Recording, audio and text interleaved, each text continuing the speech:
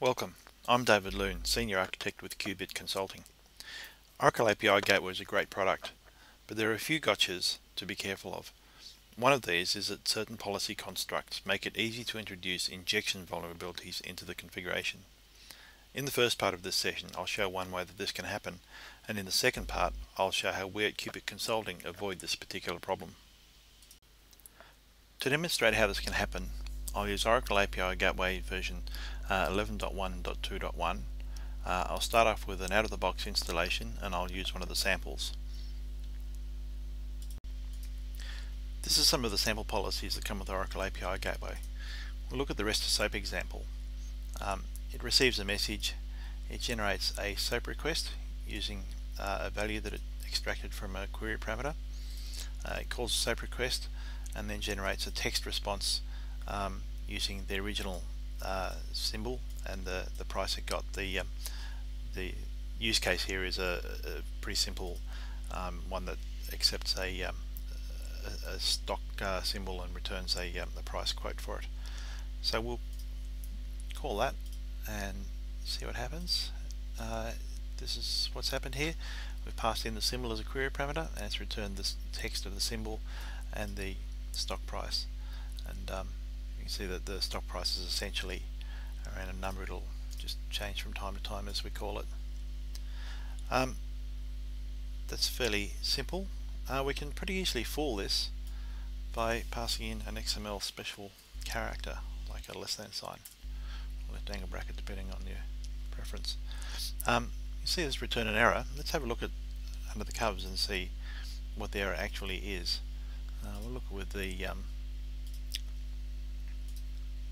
API Gateway monitoring tool, which is quite a nice tool, and we see it's returned a 500 error, which isn't necessarily what we'd expect.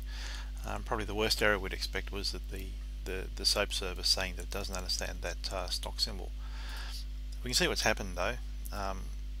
We can see that the original request came in.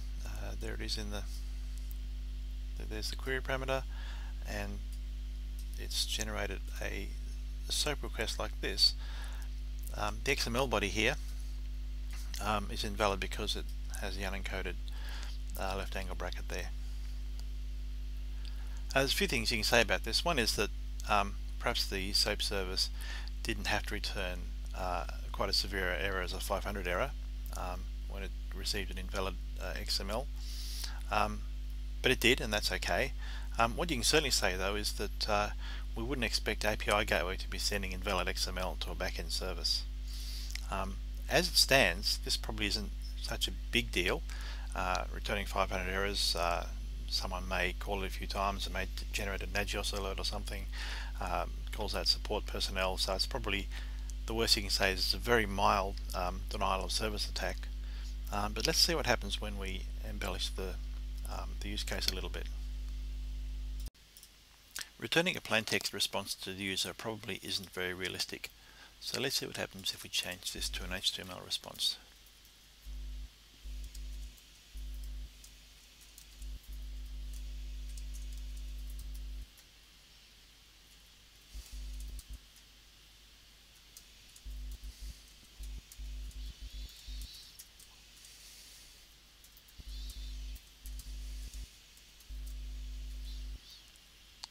Okay, save that and deploy it.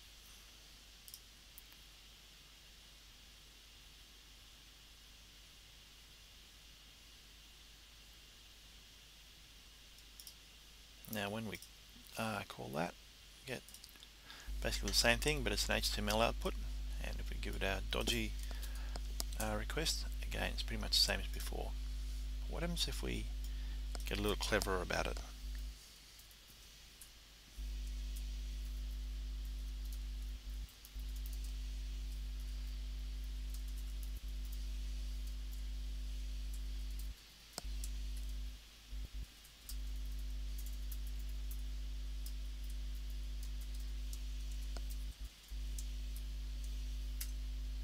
Okay,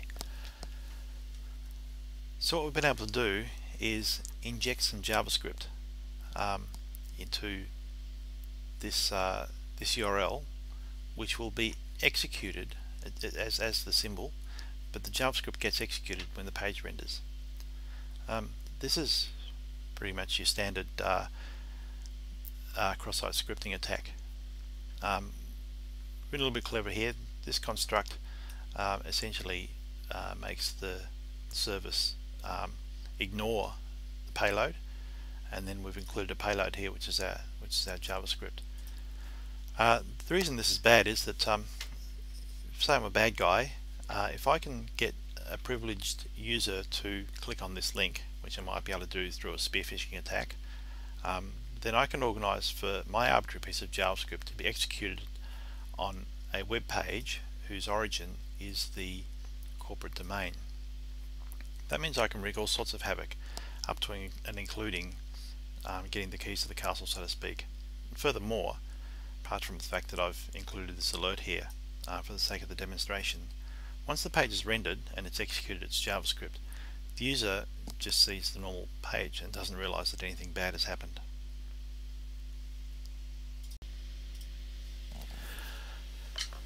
So what can be done about this? Filtering works up to a point. The problem with filtering, though, as a defense against injection attacks, is that on the upstream side you end up playing whack-a-mole with the bad guys, with them trying to find more and more elaborate ways of encoding the payloads to get through the filtering. And on the downstream side, you're in tension with your business rules, trying to ensure that you don't block any legitimate business requests. To put this another way, it A, probably doesn't work, and B, probably breaks things. The more you try to make it work, the more likely you are to break things. The more you try to avoid breaking things, the less likely it is to work.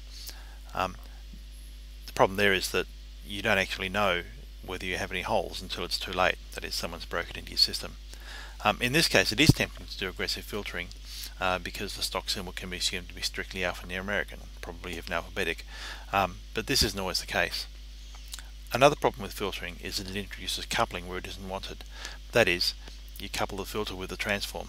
Let's say I filter out all the left angle bracket characters. If someone comes along later and changes the XML transform to a JSON transform, they might not know to also change the filter to remove brace characters. The only reliable way to fix this is to treat it as an application correctness issue.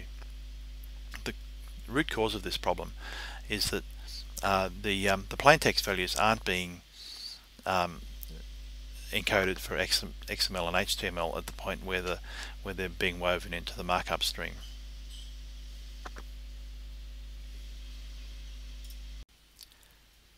To address this problem, we've built a custom Java plugin for Oracle API Gateway that provides the necessary encoding functions that you need to generate things like HTML, XML, CSV, etc. Let's import our custom plugin and see how we use it to fix this problem. To import the plugin, we point Policy Studio at the typeset, and while Policy Studio is refreshing itself, what the plugin does is inserts an object into the message. The object just has some methods, escape CSV, escape HTML, escape JavaScript, various escaping functions for the different kinds of output that we might produce. This class is the core of the filter. The rest of the classes here are just life support and metadata classes for the filter. Okay, so our filter is now loaded. When we go back to our policy, we'll see that the filter is now available.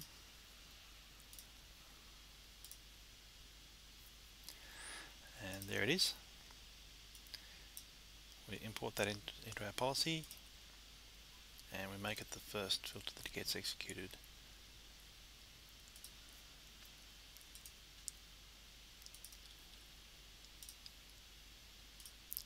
Okay, so once it's executed, any filters that are executed subsequently to that will have that escaping class available to them.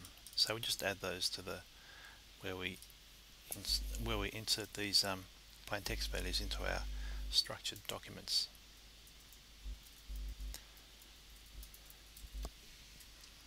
Like so. And the same for our HTML. remembering that the HTML escaping is subtly different from the XML escaping.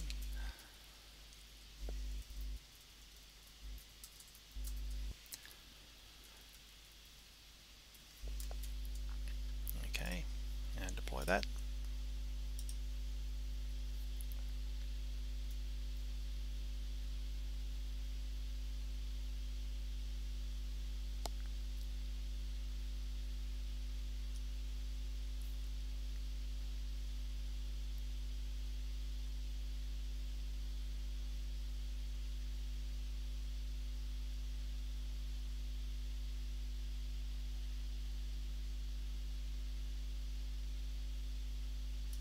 Okay, now when we execute our dodgy request, we get this. So this looks a bit messy, but it's faithful to the input. That is, we've given it a symbol, which is this funny looking string. That funny looking string has been passed through properly to the service. The service has received that string as it appears there, and it renders onto the HTML page as it appears there. Go back to our logger. We can see that that's happened here.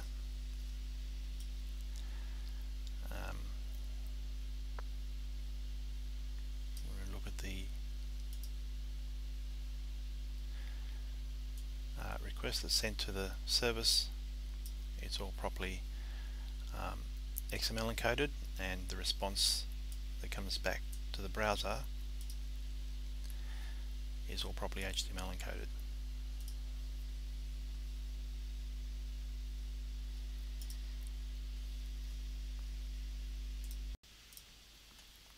Most importantly, this has meant that the malicious payload that our bad guy tried to get the user to execute hasn't been executed as JavaScript in the browser, but has been treated as just another piece of data to be manipulated and displayed verbatim, which is as it should be, without having to do any filtering.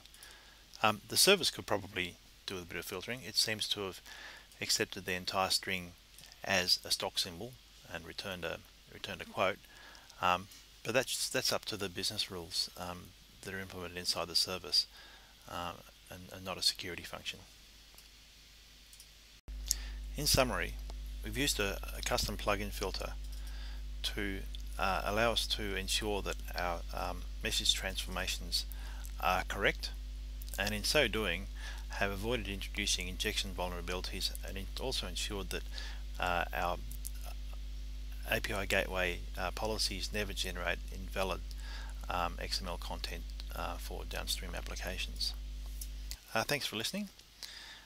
If you have any questions, contact Qubit Consulting through our website, or feel free to email me directly. Thank you.